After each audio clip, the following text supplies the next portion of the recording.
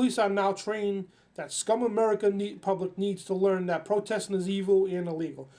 That is no more evident than the case of an NYPD recruit who brutally attacked a protesting cyclist and then attempted to prosecute the man on assault charges. Officer Patrick Pogan testifies in court that the cyclist Christopher Long of the activist group critically masked deliberately stared into him and attempted to injure the new recruit during a protest in Times Square of July 2008.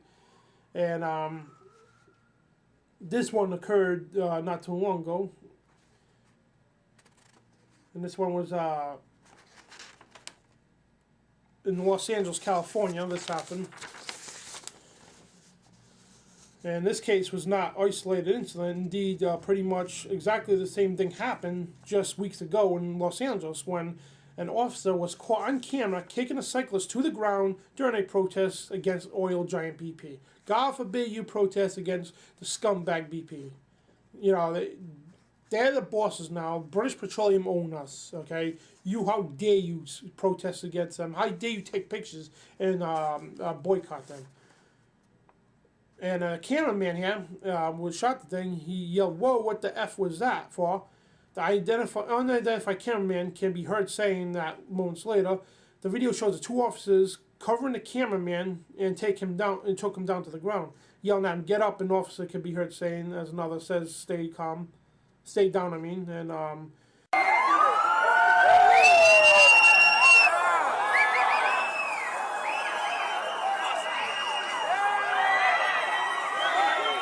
don't you run out and try to hit somebody again?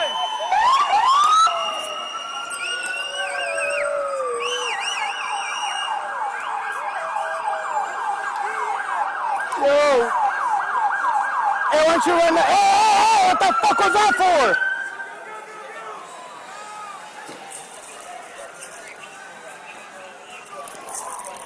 Yeah, right.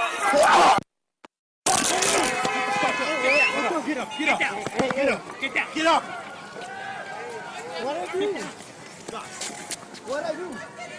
What I do? What I do? What I do?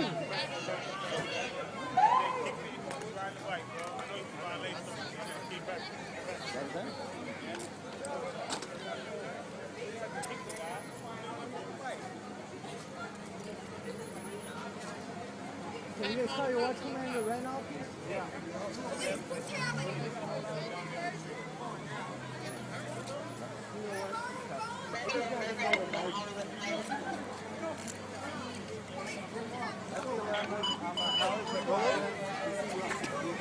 Yeah, get my phone, yeah? Yeah, it's right here.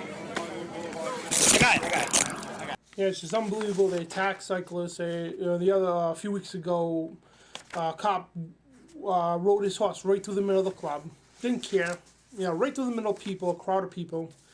And it just gets worse with this police state. Every week, there's so much stuff on police state, and it's unbelievable, man. It's cops overstepping their boundaries, violating your First Amendment, your Second Amendment, your Fourth, Fifth, every amendment there is. And it just gets worse. Unless people stand up and put a stop to it, it's not going to stop.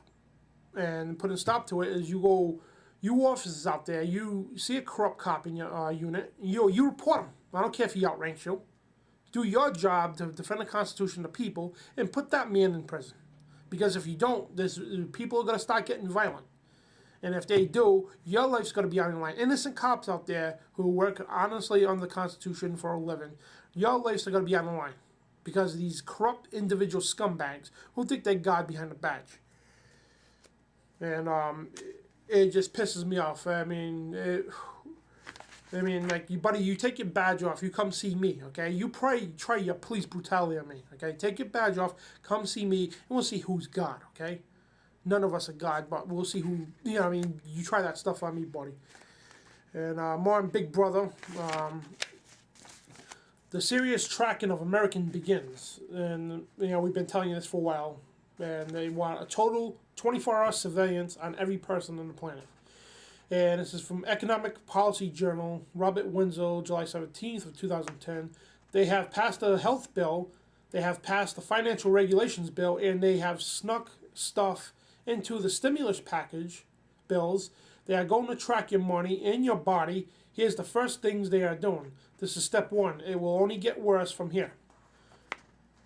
And the healthcare bill mandates, according to numismaster.com, starting on January 1st of 2012, federal law will require coin and bullion dealers to report to the International Revenue Service all gold and silver coins purchased in sales greater than $600. See, what they want to do is $600, and what they want to do is they want a complete list of who bought the gold, silver, etc. Because if the economy goes bad, they're going to come take your gold, your silver, and everything else, and they're going to confiscate it because that's the only thing that's going to be worth money when the economy goes under. You know, all that money, the paper money, is going to be worthless. And it's just like the attacking the internet, you know, telling ISP providers you have to report a 2-year log of every one of your customers to the feds, FBI. Okay, this is they want to know everything. Okay, where you go, how much you spend, and as for your body, you will be required to have an electronic health record by 2014. They snuck this into one of the stimulus bills. The electronic record will include an obesity rating. The information will be required to be on a national exchange with only secure access here, right? What the hell does your obesity rating have to do, have to be on a national exchange for? It doesn't make sense. And this is a tip off to how micromanaged they are going to attempt to run your life. Just one of many. Keep in mind that the health bill and financial reform bill are thousands of pages with much of details left up to the new agencies to fill in. Basically, a lot of it's blank, and they pass it, and the agencies fill it in as they see fit. So I tell people, read a bill before you making a judgment on it. You know, oh yeah, free healthcare sounds great. Did you read the bill? 2,700 pages long. You know, if you could take spend time to read 2,700 pages of porn, spend time to read 2,700 pages of a dumb novel, okay, that's a fantasy story. Take time to read something that's real, and then you tell me you still agree with Obama healthcare. Read the bill, and most people who've read the bill that love Obama don't like the healthcare bill. And you read it and you'll see why. And it just goes on, and they sneak the stuff in, okay? They come up with a bill, oh yeah, this is, I'll just say, free gas for everybody. And people say, oh yeah, great bill, yeah, let's sign it. Did you read the fine print? It's like when you buy a car. You're so excited to get that vehicle, but you don't read the fine print, and you miss a payment one day when you repossess your car. You're like, well, how come nobody told me that? It was in the fine print. Because you didn't read it. So many people sign contracts for cars, houses, and everything else, and never read the fine print stating if you lay on a certain amount of payment on a certain amount, and what happens here. It gets repossessed, and it gets repossessed a second time. You have to pay the full balance to get it back. People, oh, well, they never told me that. Yeah, they did. They told you that in the fine print. You were just too excited to get that car or house, and you didn't read it in the fine print. My girlfriend got a car repoed. It was on a contract. The third time it got repoed, you have to come up with the full amount of the car's balance. She goes, oh, they never told me that. I looked at a contract right there, and she signed it. That's why people go out all the time. They approve these bills. I had a friend who approves the healthcare bill. I said, did you read the bill? No, but Obama said it. No, I don't care who said it. I don't care if, I love Ron Paul, but I don't care if Ron Paul said it. Read the bill first. I don't care if I made the bill. I want you to read the bill first before you approve it. And you have to read it before you get approved, because they sneak all these little things in without you knowing about it. And that's about it on the news. And thank you for joining us on TruthVideo.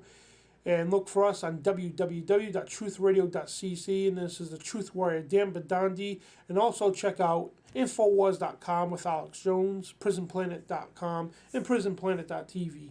Great websites. And again, this is the Truth Warrior, Dan Bidondi, your host of TruthVideo. Have a good day and God bless. No matter how hard you try, you can't stop us now. No matter how hard you try, you can't stop us now.